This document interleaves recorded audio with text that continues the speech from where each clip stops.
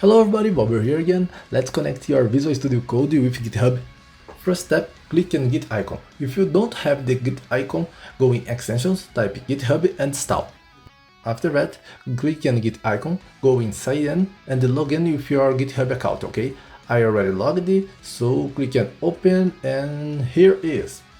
The next step, click on Search Control.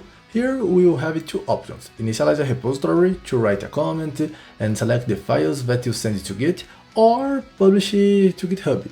This option just send all files in the folder to Git. Let's click in the first options. You will send all files to GitHub, okay?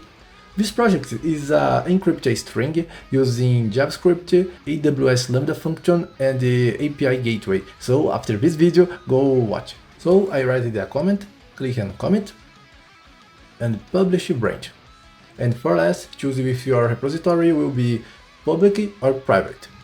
Let's wait and... Nice! Please guys, any problem, any error, let in comments, I will help you. I see you on the next time.